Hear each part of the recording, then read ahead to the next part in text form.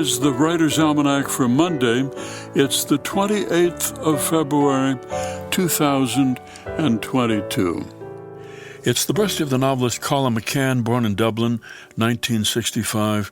His book, Let the Great World Spin, came out in 2009. Grew up in suburban Dublin, middle class, house full of books, majored in journalism, came to the United States at 21, wanted to write a novel. He hopped on a 15-speed Schwinn and rode it around the country, 12,000 miles through 40 states, collecting stories all along the way. Colum McCann, who said he's had a happy life, so it doesn't make for an interesting story. He said, for me, the logical conclusion is that I have to write about outside my life. So he said every time he writes a book, I take a brand new 3-year crash course in that which I want to know. To research one novel, he lived with homeless people in subway tunnels. For another, he went to Russia. For one, he looked at maps in the New York Public Library, then went off to Eastern Europe to wander through the gypsy camps.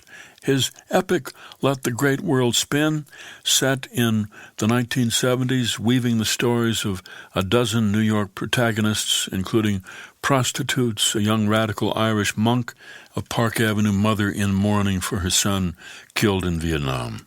A story that begins with the image of the tightrope walker high in the air, walking the wire between the World Trade Towers.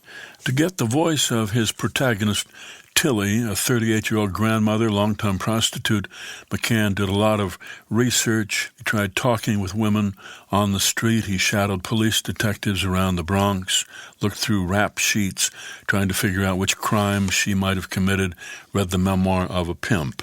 He was trying to get the tone of her voice. And then one night a line came floating to him, which went, "The skinniest dog I ever seen is the one on the side of the Greyhound buses." And he recognized that as the voice that he was trying to channel. He wrote all night, he said, and wound up with 6 pages.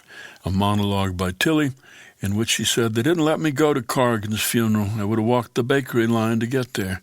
They put me back in the pen instead. I weren't crying. I laid straight out on the bench with my hand over my eyes.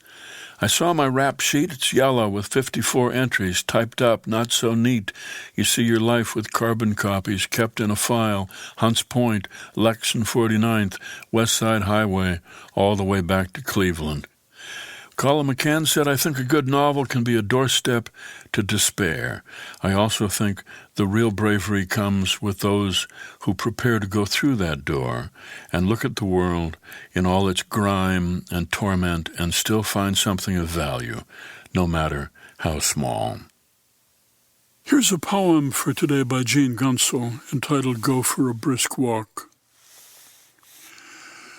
Go for a brisk walk every day, either around dawn or sunset, and you may run into Chopin or Monet, Charlotte Bronte, or a mysterious brunette who turns out to be Maria Callas, Bessie Smith, Jack Benny, you never know, the Duke of Earl slipping away from the palace, Kafka and his fiancée strolling in the snow, Melville, whose book you meant to read, Cornelius Vanderbilt, Princess Diana, Van Gogh out walking despite all they've been through.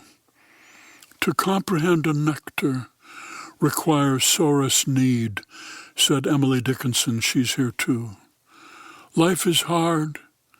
Oh, Lord, the miseries we bear. And yet it's good to get out in the open air. A poem by Jean Gunsel, Go for a Brisk Walk, used by permission of the poet here on the Writer's Almanac. Be well, do good work, and keep in touch.